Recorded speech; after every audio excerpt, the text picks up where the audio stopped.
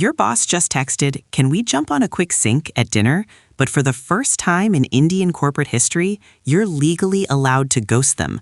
We're breaking down the new labor mandate that's making the 60-hour workweek a legal liability. Welcome to the era of the right to disconnect, a legislative shift that aims to transform the Indian professional landscape from a 24/7 hustle grind into something resembling a sustainable career. For decades, the Indian middle class has operated under an unwritten constitution. If there's a blue tick on WhatsApp, there's a billable hour to be logged. But as we transition into a post-pandemic reality where the lines between the living room and the boardroom have blurred into oblivion, the government is finally looking at the fine print of our mental health. This isn't just about avoiding a late-night email, it's about the legal deconstruction of the always-on culture. Moving on to our first segment, the legislative evolution. While the 1948 Factories Act was designed for a world of steam engines and manual punch cards, the new 2024 labor codes are attempting to reconcile with the digital economy. Specifically, the push for the right to disconnect has gained momentum through several private member bills and state-level discussions aimed at amending the Occupational Safety, Health, and Working Conditions Code. The core proposal is simple but revolutionary. An employee shall not be disciplined for refusing to answer calls or emails outside of stipulated working hours. In a country where the 70-hour work week was recently championed by industry titans, this law represents a direct counter-narrative, prioritizing the physiological and psychological limits of the human workforce over raw, unoptimized output. In other news, we look at the France precedent and why India is taking notes.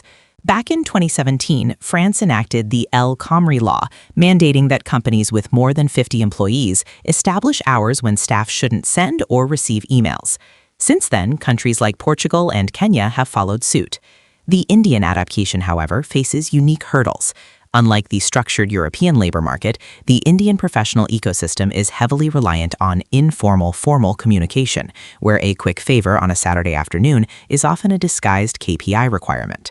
Legal experts suggest that for the right to disconnect to actually function in major Indian hubs, it must be accompanied by a shift in how overtime is defined in the white-collar sector, moving away from a flat CTC model to a more granular, time-sensitive compensation structure.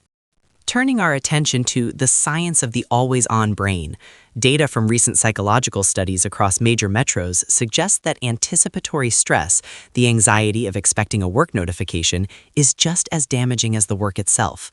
When your phone pings at 10 p.m., your cortisol levels spike, effectively resetting your rest cycle. Over a 5-year period, this leads to chronic burnout, which has been cited as a primary reason for the Great Resignation trends seen in the domestic tech and consulting sectors. By legislating a digital sunset, the government isn't just protecting workers, it's protecting the long-term productivity of the economy. A burnt-out workforce has a higher error rate and lower creative problem-solving capacity, which ultimately hurts the bottom line of the very corporations resisting these changes. In a related development, the corporate reaction to these mandates has been polarized. On one hand, HR departments are scrambling to update employee wellness handbooks to include digital boundaries. On the other hand, several industry bodies argue that in a globalized economy, Indian professionals must remain available to sync with US and European time zones. However, the new labor framework suggests a middle ground, compensatory disconnect. If a professional is required to be active at 2 a.m. for a global client call, the law may mandate a strictly enforced block of unreachable time during the following daylight hours. This moves the needle from total availability to structured availability, a nuance that could redefine the Indian service sector's competitive advantage from cheap and always available to high quality and sustainable. Finally, we examine the WhatsApp trap. In India, professional communication has migrated almost entirely to instant messaging, making work-life boundaries nearly impossible to enforce. The proposed mandates specifically address digital communication platforms, suggesting that the mere act of sending a work-related message during an employee's leave could be flagged as a compliance violation. While we are still in the early stages of implementation, the message from the regulators is clear. The era of treating an employee's personal smartphone as a company asset is coming to an end.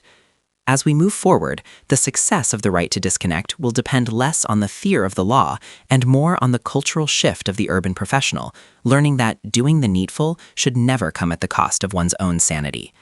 The 9 p.m. ping isn't just a notification anymore. Soon, it might just be a legal liability.